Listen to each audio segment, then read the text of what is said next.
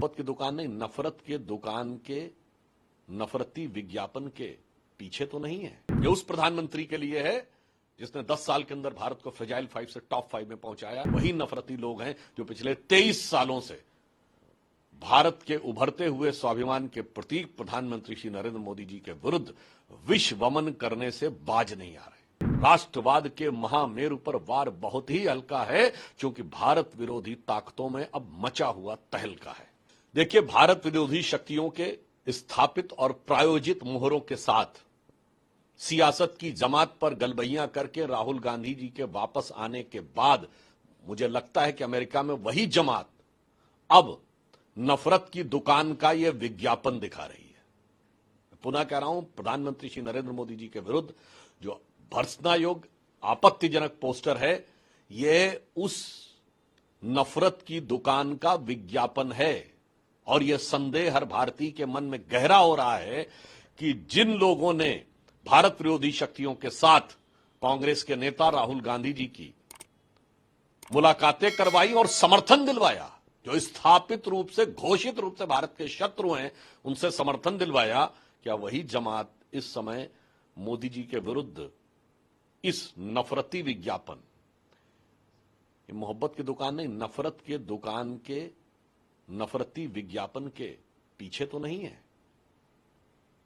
और अधिक दुख तब होता है जब यह उस प्रधानमंत्री के लिए है जिसने 10 साल के अंदर भारत को फ्रेजाइल 5 से टॉप 5 में पहुंचाया। यह उस प्रधानमंत्री के लिए है जिसने 26 करोड़ लोगों को एक्सट्रीम पॉवर्टी से बाहर निकाला। यह उस प्रधानमंत्री के लिए जिसने डिजिटल ट्रांजैक्शन में भारत को नंबर 1 पहुंचाया। यह उस प्रधानमंत्री के लिए जिसने आंतरिक और बाह्य सुरक्षा में भारत को उस स्थिति में पहुंचाया कि एक दौर में भारत का कोई बड़ा शहर और प्रांत नहीं था जहां आतंकवादी हमले न होते हों।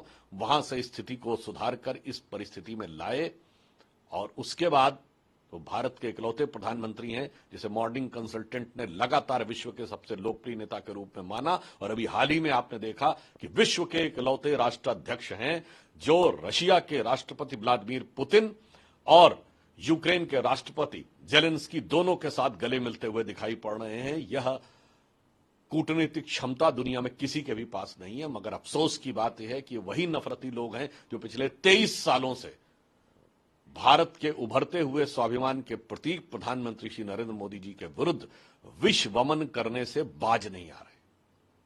तो इनके लिए मैं एक पंक्ति में कहना चाहूंगा कि शक तो पैदा होता है, चाहे वही अंकल सैम होंगे या कोई भी होंगे, जो भी उनके साथी होंगे, उनके लिए एक पंक्ति में कहना चाहूंगा कि आज मोदी जी भारतीय राष्ट्र, भारतीय राष्ट्रवाद और जन जन के मन में भारत के स्वाभिमान की उभरती हुई आकांक्षाओं के मेरु पर्वत है। हमारी प्राचीन संस्कृति में मेरु पर्वत कहा जाता था, जो बड़ा पवित्र पर्वत माना जाता है, बड़ा प्रसिद्ध पर्वत माना जाता है।